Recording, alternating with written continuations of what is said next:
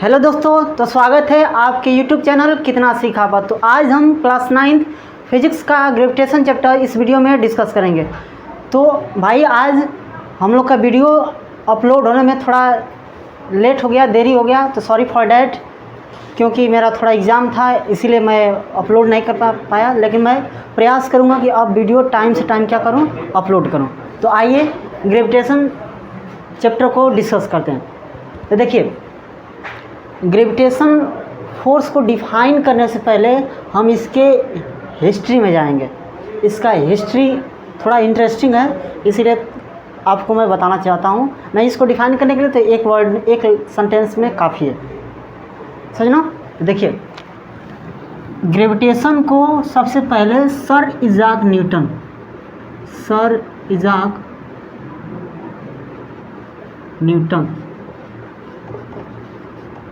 Newton ने इसको define किया था। देखिए, इन 1665 AD Newton was study in Cambridge university. 1665 AD में न्यूटन उस समय कैम्ब्रिज यूनिवर्सिटी में पढ़ रहे थे। और ये सन इसीलिए ख़ास है क्योंकि इसी समय प्लेग नाम की महामारी आ गई थी। जैसे कोविड-19 2019 में आया था, सिमिलरली इन 1665 AD में प्लेग नाम की महामारी आ जाने के कारण उनकी यूनिवर्सिटी क्या हो गई, बंद हो गई। और वो यूनिवर्सिटी बंद हो जाने के कारण सिंपल सी बात है, वो कहाँ चले गए, अपने घर की तरफ प्रस्थान कर दिए। जैसे आप लोग कोविड-19 में देखे हैं, सब ठप पड़ गया था, स्कूल कॉलेज यूनिवर्सिटी सब बंद थे, उसी तरह उस समय बंद हो गए। तो जब 1665 AD में न्यूटन जब अपने फार्म हाउस आए, उनका एक फार्म हाउस था। क्या था? फार्म हाउस था। और उनका एक फार्म हाउस में बगीचा था, तो उसी में एक सेब ट्री था, सेब का पेड़ था। और वो क्या हुआ, उसी को ऑब्जर्व कर रहे थे। देखिए, ये एप्पल था और यही टूट कर नीचे गिरा। ये सेब जो पेड़ से टूट कर नीचे गिरा, उन्होंने ऑब्जर्व किया कि ये क्यों नीचे ही आया, सेब टूट कर नीचे ही क्यों आया, ऊपर क्यों नहीं गया है, या इधर क्यों नहीं है, इधर क्यों नहीं, क्यों नीचे ही आया है, उनका ये क्वेश्चन था। तो अपने माइंड को धीरे धीरे वो मनाने लगे कि शायद हो सकता है कि अर्थ के पास कोई ऐसा अट्रैक्टिव फोर्स होगा जिसके कारण यह अट्रैक्ट उसे किया होगा, तो ये क्या होगा, अपने टहनी से टूटकर गिर गया होगा। जैसे आप लोग भी कभी कभी कुछ चीज़ नहीं समझ में आता है तो उसको आप क्या कर लेते हैं, ज़बरदस्ती मान लेते हैं कि कोई ऐसा चीज़ रहा होगा तो हुआ होगा।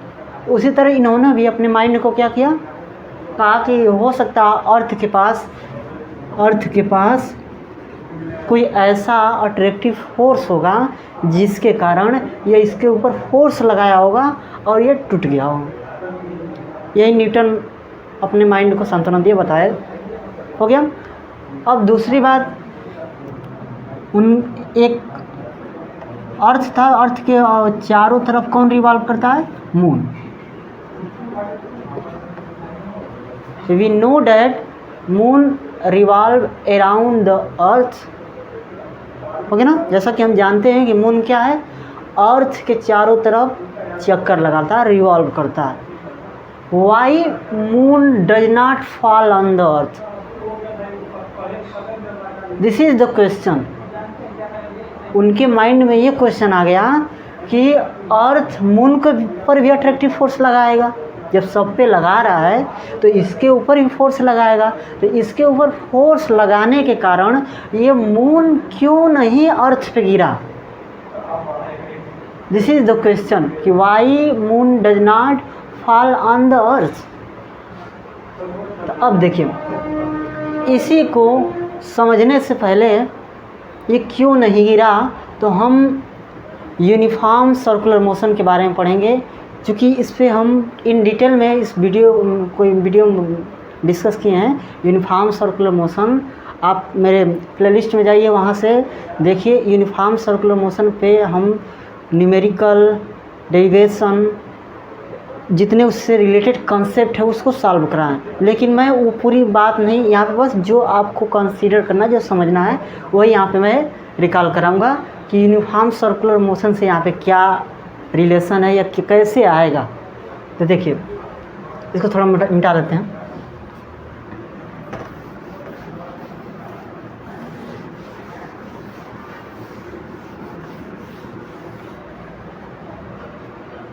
देखिए ये सर्कुलर पाथ मान लीजिए और यहाँ पे अर्थ मान लीजिए, और ये क्या है, मून है, ये मून है, ओके ना। According to uniform circular motion, अगर कोई भी पार्टिकल यूनिफॉर्म सर्कुलर मोशन कर रहा है तो सेंटर की तरफ जो फोर्स लगता है उसी को क्या बोलते हैं, सेंट्रीपिटल फोर्स। Centripetal force. आज जो एक्सिलरेशन होता है उसी को क्या बोलते हैं, सेंट्रीपिटल एक्सिलरेशन, हो गया ना। तो देखिए जब कोई बॉडी यूनिफॉर्म सर्कुलर मोशन कर रही है, यूनिफॉर्म सर्कुलर मोशन कर रही है तो उस के सेंटर की तरफ जो फोर्स लगता है उसको सेंट्रीपिटल फोर्स कहते हैं, और सेंटर की तरफ जो एक्सिलरेशन होता है उसी को सेंट्रीपिटल एक्सिलरेशन कहते हैं, हो गया ना। तो देखिए अब ये अर्थ इसको क्या करेगी, मून को अट्रैक्ट करेगी, सुनो। अगर ये सेंट्रीपिटल फोर्स, ध्यान सुनिएगा, अगर ये सेंट्रीपिटल फोर्स इनके बीच गायब हो जाए तो ये किधर मूव कर जाएगा, स्ट्रेट पाथ में। ये मून किधर मूव कर जाएगा, स्ट्रेट पाथ में, सुना। तो in the presence of centripetal force earth attract the moon. Moon क्या कर, अर्थ क्या करेगा, मून को अट्रैक्ट करेगा। अगर सेंट्रीपिटल की उपस्थिति न रहे तो ये मून क्या हो जाएगा, सीधे मूव कर जाएगा। अगर ये यहाँ पे है तो इधर मूव कर जाएगा, यहाँ पे है तो इधर मूव कर जाएगा, समझ, स्ट्रेट पाथ कवर करेगा। ये सर्कुलर इसलिए कर रहा है, यही सेंट्रीपिटल एक्सीलरेशन, सेंट्रीपिटल फोर्स के कारण, समझना। देखिए according to Newton third law of motion, यहाँ से देखिए according to Newton third law, according to Newton third law of motion, Newton के तीसरे नियम से क्या है, न्यूटन का तीसरा नियम क्या है, थर्ड लॉ ऑफ मोशन क्या है, to every action there is an equal and opposite reaction. To every action there is an equal and opposite reaction. देखिए यह अर्थ मून पे फोर्स लगा रहा है, मान लीजिए 10 न्यूटन का अट्रैक्टिव फोर्स लगा रहा है, 10 न्यूटन का। तो ये अर्थ मून पे 10 न्यूटन का फोर्स लगा रहा है, तो ये मून भी क्या करेगा, अर्थ पे 10 न्यूटन का ही फोर्स लगेगा, साइन अपोजिट रहेगा। जैसे अगर ये 10 न्यूटन का ये लगा रहा है तो -10 न्यूटन का ये मून लगाएगा, हो गया ना। देखिए ये जो इसके ऊपर फोर्स लगा रहा था ये भी क्या करेगा, इसके ऊपर फोर्स लगा रहा है। तो यही जो अट्रैक्टिव फोर्स है, यही the attractive force exist between two object in the universe is known as gravitational force. बात समझ में आ गई। ग्रेविटेशनल फोर्स क्या है, यही इन दोनों के बीच जो अट्रैक्टिव फोर्स सेटअप हो गया, इसी फोर्स को हम ग्रेविटेशनल फोर्स कहते हैं, समझ में। तो अब ग्रेविटेशनल फोर्स की डिफिनेशन लिख सकते हैं यहीं से।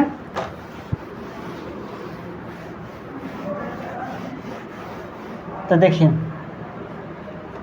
The attractive force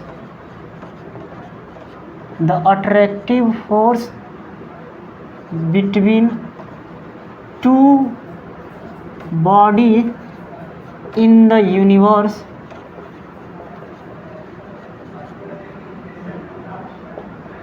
that force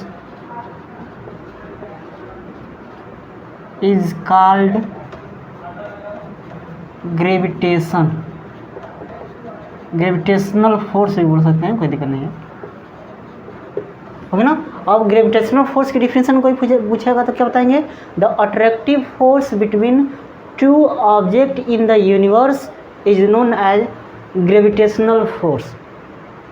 यही फोर्स हमारे यूनिवर्स में हर जगह वैलिड है। This force is valid in all bodies which is situated in the universe, या this force is applicable all the bodies which is situated in the universe is known as gravitational law of gravitational। इसी को क्या बोलेंगे? that force is applicable, that force is applicable for all bodies in the universe, in the universe is known as law of gravitation, law of gravitation। ये force ब्रह्मांड में सभी वस्तुओं पे वैलिड है, तो इसी फोर्स को एक लॉ बनाया गया है। इसी जो लॉ बना, इसी लॉ को क्या बोलते हैं? Law of gravitation.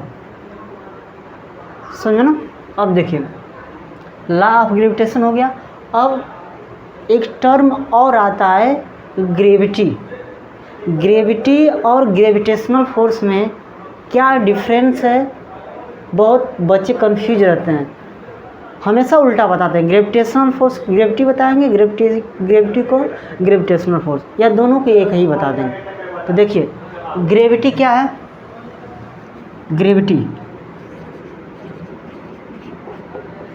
ग्रेविटी क्या है ये समझिएगा। दो बॉडी जो यूनिवर्स में थी, दोनों के बीच जो अट्रैक्टिव फोर्स लग रहा था उसी को ग्रेविटेशनल फोर्स कहा गया। लेकिन उन दोनों बॉडी के बीच जो अट्रैक्टिव फोर्स लगा था उसे ग्रेविटेशनल फोर्स कहते हैं। लेकिन वो दोनों बॉडी में कोई एक बॉडी अर्थ हो जाए, उन दोनों बॉडी में कोई एक बॉडी या फिक्स हो जाए कि वो बॉडी क्या है? अर्थ है, तो उसी अट्रैक्टिव फोर्स को क्या बोलेंगे? ग्रेविटी बोलेंगे। जैसे इसकी डिफिनेशन लाएंगे, any body attracted towards the earth, that force is said to be gravity. Okay ना। कोई भी बॉडी अर्थ की तरफ जब अट्रैक्ट हो रही है, जिस फोर्स के कारण अट्रैक्ट हो रही है, उसी फोर्स को हम लोग क्या बोलते हैं? ग्रेविटी। समझ में? जैसे कोई यहाँ पे है, ये अर्थ हो गया, अब यहाँ पे कोई बॉडी क्या कर रही है? इसकी तरफ अट्रैक्ट हो रही है, तो इसी को क्या बोलते हैं? ग्रेविटी बोलते हैं। तो दैट्स ऑल, थैंक यू।